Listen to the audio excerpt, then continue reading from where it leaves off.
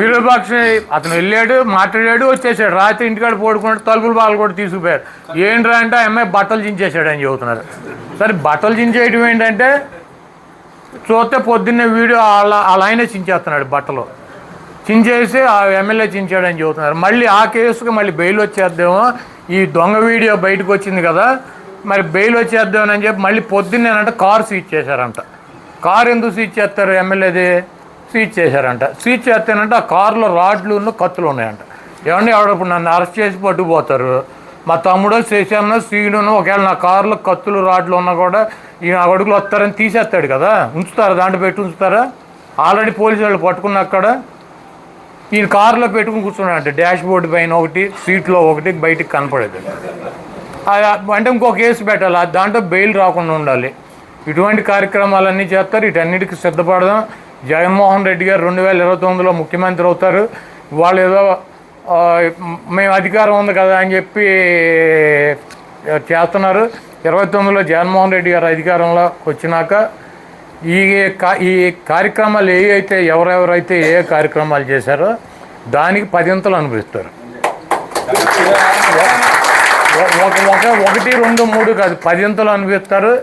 జగన్మోహన్ రెడ్డి గారిని, ఈ వైఎస్ఆర్ కాంగ్రెస్ పార్టీని ఇటువంటి ఉడతూపులతో, ఇటువంటి అక్రమ కేసులతో, ఇటువంటి నిర్బంధాలతో జగన్మోహన్ రెడ్డి గారిని ఒక్క అంగుళం కూడా ఆపలేరు వీళ్ళు ఎవరో కూడా. జగన్మోహన్ రెడ్డి గారు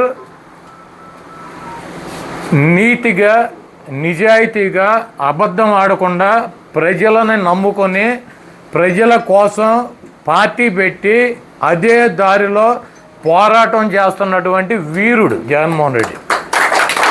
ఇటువంటి జగన్మోహన్ రెడ్డి లాంటి వీరుడిని కుక్కమూతి పిందెలు ఈ రాజకీయం కోసం భార్య బట్టలు చించేటువంటి పార్టీలు, రాజకీయాల్లో 4 ఓట్ల కోసం అర్థమైనటువంటి అబద్ధాలు చెప్పేటువంటి ఈ రాజకీయ నాయకులకి జగన్మోహన్ రెడ్డి గారికి నక్కకే నాగలోకానికి ఉన్నంత డిఫరెన్స్ ఉంటుంది. ఈ డిఫరెన్స్ని ఇప్పటికే రాష్ట్ర ప్రజలు గుర్తించారు.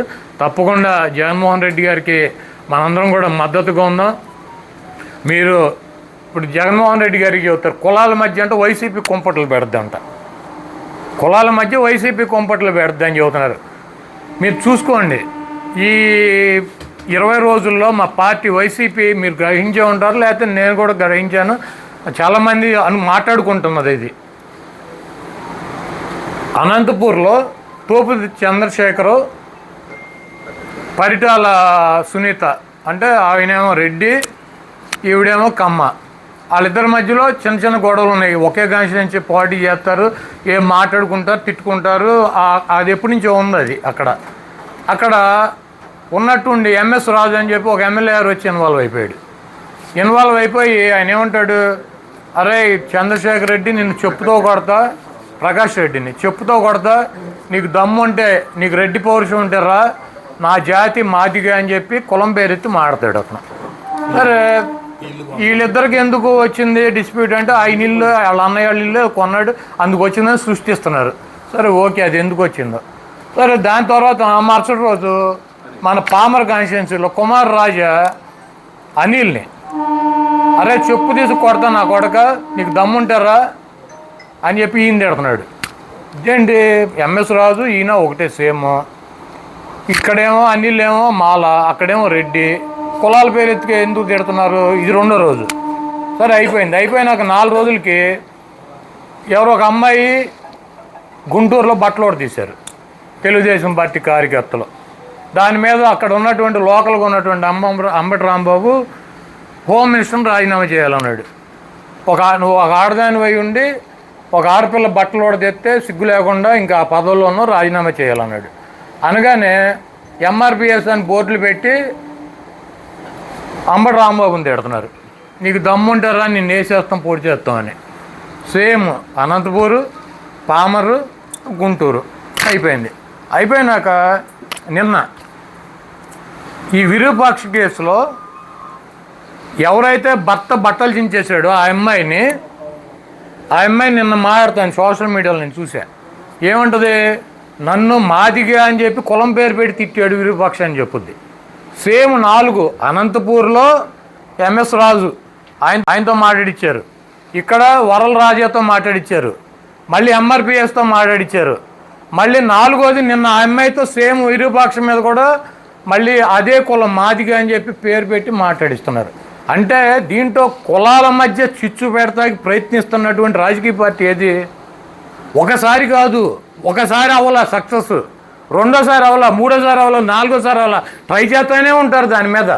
కాబట్టి ఈ రాష్ట్రంలో ఉన్నటువంటి ఎస్సీలు కానీ, బీసీలు కానీ, ఓసీలు కానీ ఈ కులాల మధ్య కుంపటి పెట్టేటువంటి పార్టీనే తెలుగుదేశం పార్టీ. కాబట్టి అందరూ కూడా అప్రమత్తంగా ఉండండి. ఇప్పుడు ఎవడో రేపు నా మీదకి వచ్చి అరే నువ్వు మగాడు అయితేనో, నీకు అది ఉంటేనో, నీకు ఇది ఉంటేనో, నేను ఈ కులంలో పుట్టాను, నువ్వు ఆ కులంలో పుడితే రమ్మంటే మనం రెచ్చిపోవాల్సిన అవసరం లేదు. దీని వెనకాల డెఫినెట్గా మాస్టర్ మైండ్ చంద్రబాబు గారు ఉంటాడు. ఆయన ఆలోచన ప్రకారం ఇవన్నీ ఎవరిని ఎక్కడ కులం పేరు ఎవరిని తిట్టాలో ఆయన డిసైడ్ చేస్తాడు. ఆయన డిసైడ్ చేయగానే నీకు ఎమ్మటే మనం ఏమైనా రెచ్చిపోయి కనుక మనం మాట్లాడామనుకో, ఎమ్మటే మా ఏబిఎన్, TV5 వీళ్ళు ఆల్రెడీ రికార్డింగ్ వర్షన్ పెట్టేసుకుంటారు. మనం వేస్తున్నాం కదా ట్రాప్, ఎవడొచ్చి పడతాడని రెడీ కూర్చుంటారు. అసలు ఆడిట్ట అన్నాడు, ఈడట్ట అన్నాడు అని చెప్పి ఇరక్కోటి అవతలు పారేస్తారు. కాబట్టి ఇటువంటి వాటిల్లో మనం చిక్కుకోకుండా, ఎందుకంటే ఇంతకన్నా నీచమే ఉంటుంది, ఇంతకన్నా నీచమే ఉంటుంది. ఎవడన్నా పెళ్ళం బట్టలు చించేస్తాడా రోడ్డు మీద తీసుకొచ్చి 10 మంది మధ్యలో? ఇంతకన్నా నీచమైన కార్యక్రమం ఎవడన్నా చేయగలడు? ఈ ప్రపంచంలో ఏ రాజకీయ పార్టీ అన్నా పెళ్ళం బట్టలు రోడ్డు మీదకి తీసుకొచ్చి చించేసేటువంటి పార్టీ ఏదైనా ఉంటుందా? ఇక అంత నీచానికి దిగజారిపోయినటువంటి ఆ రాజకీయ పార్టీ ఎంత నీచానికైనా దిగజారడానికి సిద్ధంగా ఉంటుంది.